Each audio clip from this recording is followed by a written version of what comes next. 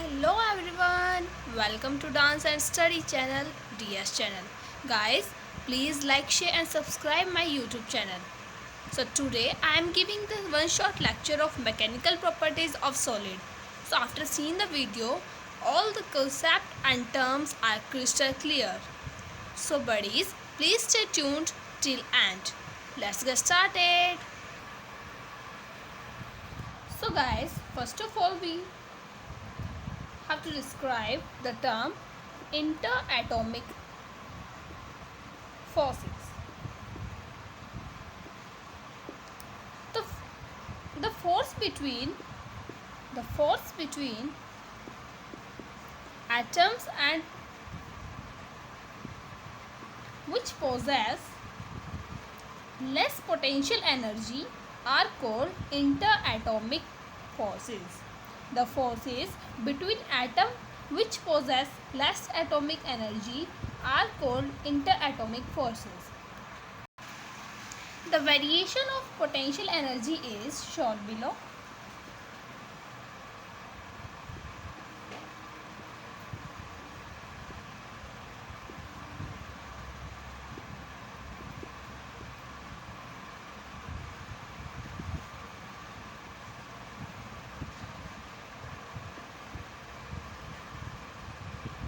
Introst distance. So this is the variation of potential energy. Our next concept is intermolecular forces. The forces which find the molecules together with less binding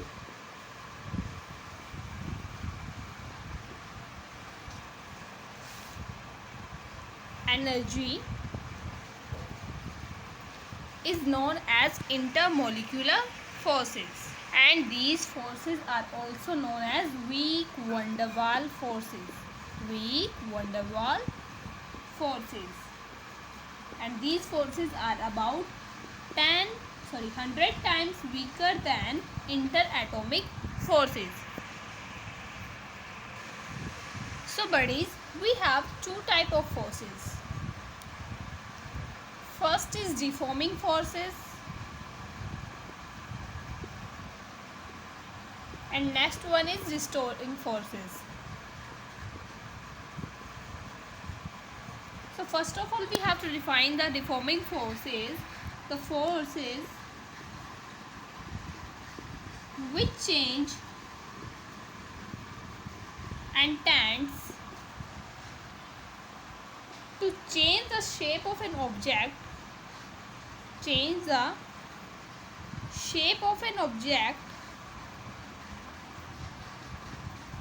is known as deforming forces, whereas the restoring forces is defined as the internal forces developed by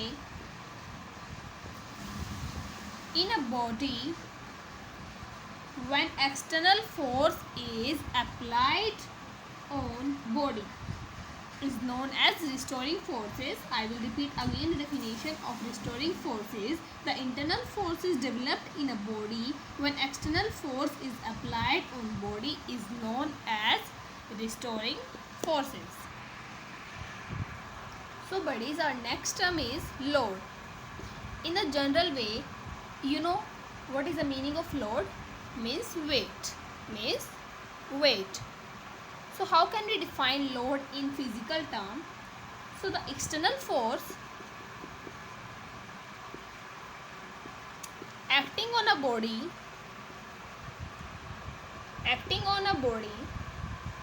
or weight of body acting downward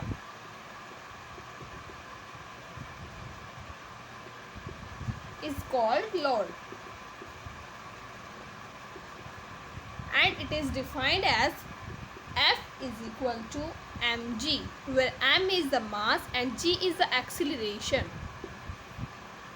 and F is the force, and also called Load. The external force acting on a body or weight of body acting downward is known as load. F is equal to mg. So next term is elasticity. In our day-to-day life, we have listened this word many times, and in general way, the meaning of elasticity is the rubber-like object,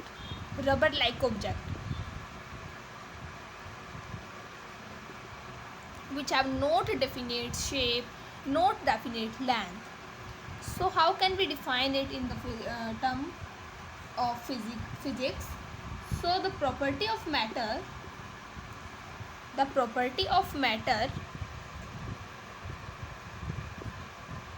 which regain its original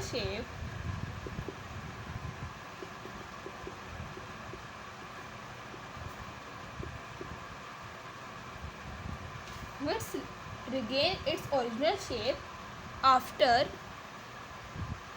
removal of deforming forces.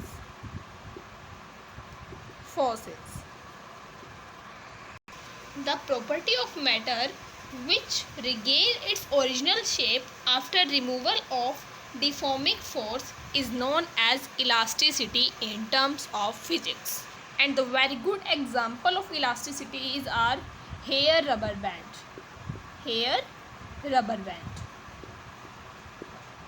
When we stretch it, it gains its original shape and its original length. And the converse of elasticity is plasticity. So plasticity is the property of matter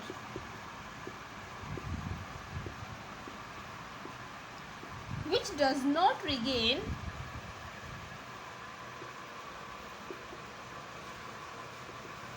its original shape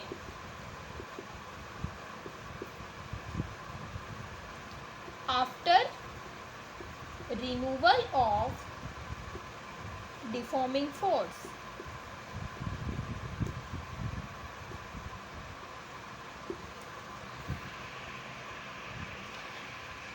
And the very good example of plasticity is melted plastic, which does not regain its original shape.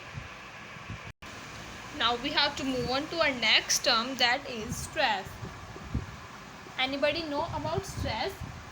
Stress are of two types. One is natural, that we have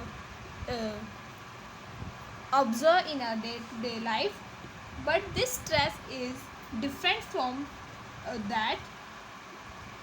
It is defined as the force per unit area is called stress, i.e. stress is nothing but stress is equal to force upon area.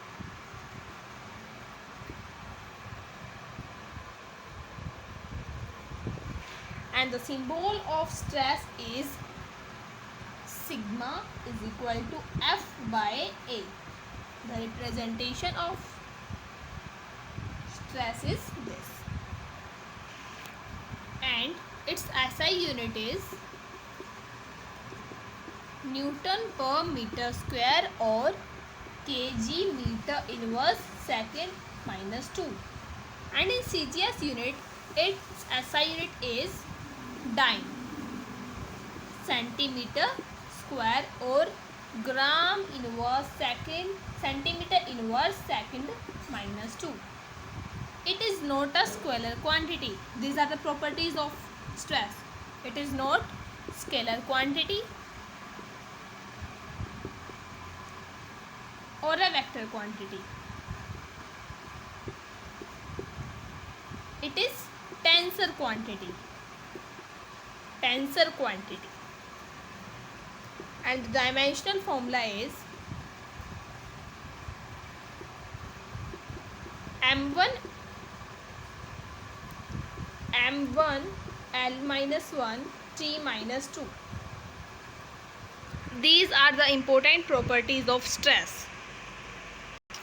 Now types of stress. Two types of stress. First is a normal stress. Another one is tangential stress.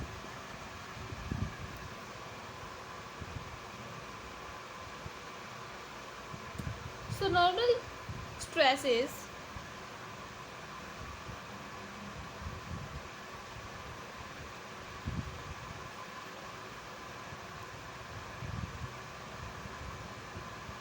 this is the normal stress,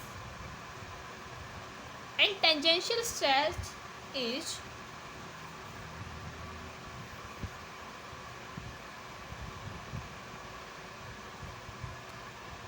it is vertically and this is horizontal. And normal stress formula is normal force upon area, and tangential stress formula is tangential force upon area. So I think you all are understand. Now I have to explain the very important concept, that is strain. The ratio of change in configuration of shape to original configuration or shape is called strain. Strain formula is change in concentration upon original concentration or configuration.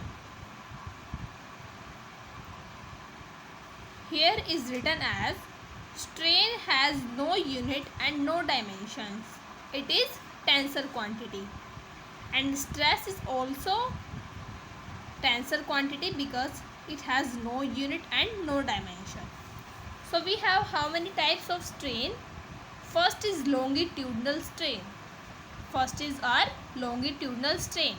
So longitudinal strain is change in length upon original length, where EL is equal to del E is the change in length and L is the original length. Now volumetric strain. So volumetric strain is change in volume upon original volume, where change in volume is denoted by del V and original volume is denoted by only V, and volumetric strain is defined by EV. Now we have shearing strain. So how can we define shearing strain is equal to lateral displacement upon normal distance. So shearing strain del S is equal to del D by D is equal to tan theta. So this is the fixed surface and this is del D, and this is the angle, and this full is the normal distance of any object. So I hope you all are understand very well about the strain concept. You can take also a screenshot of this concept. Strain has three types: longitudinal, volumetric and shearing strain. Now the term elastic limit, the upper limiting of deforming force up to which the body regain its original shape completely or removal of deforming force is called elastic limit. Same as the definition of elasticity. The upper limiting of deforming force up to which the body regain its original shape completely or removal of deforming force is known as elastic limit. Now very important law, that is Hooke's law. It states that the stress is directly proportional to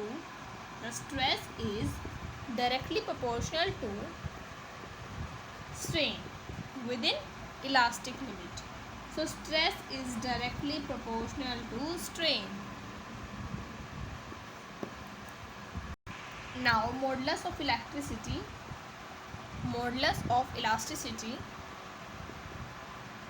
which is denoted by capital E, the ratio of stress to strain. The ratio of stress to strain within elastic limit is known as modulus of elasticity, and its SI unit is Newton per meter square, and in SI unit is dyne centimeter square, and the dimensional formula is m1l minus 1 t2. We have three types of coefficient of elasticity or modulus of elasticity, that is Young modulus. The ratio of normal strain to the longitudinal strain with elastic limit is called Young modulus. Larger is the value of y1, larger is the force required to change the force. So y is the denotation of Young's modulus. F by A upon del L is the longitudinal length and this is the original length. So our final formula is this. Now we have to define the bulk modulus. Bulk modulus, the ratio of normal stress to volumetric strain with elastic limit, is called bulk modulus. F by A upon del V by V is equal to PV by del V, where this is the original volume. Now modulus of rigidity, the ratio of shearing stress to shearing strain within a elastic limit, is known as rigidity, denoted by N is equal to F upon A tan theta. Now the term compressibility, the reciprocal of bulk modulus is called compressibility. K is equal to 1 by B and its SI unit is Newton inverse meter square, and the dimensional formula of compressibility is M inverse L1 T to the power 2. The Poisson ratio, the ratio of lateral strain to longitudinal strain with the elastic limit, is known as Poisson ratio, where sigma is equal to minus del D by D and del L by L. D is the distance and L is the length. Poisson ratio has no dimension, no unit. Its value lies always in between -1 to 0.5. Thermal strain, this all the formulas of thermal stress. You can take screenshot of that. The relation between gamma, beta and sigma. So these are not very important, but you can take screenshot for your clarity. Alright people, I hope you all are understand very well. After that, if you have any query, you can write in the comment section. Till then, stay safe and healthy. So fams, please like, share and subscribe my YouTube channel. Thanks for watching.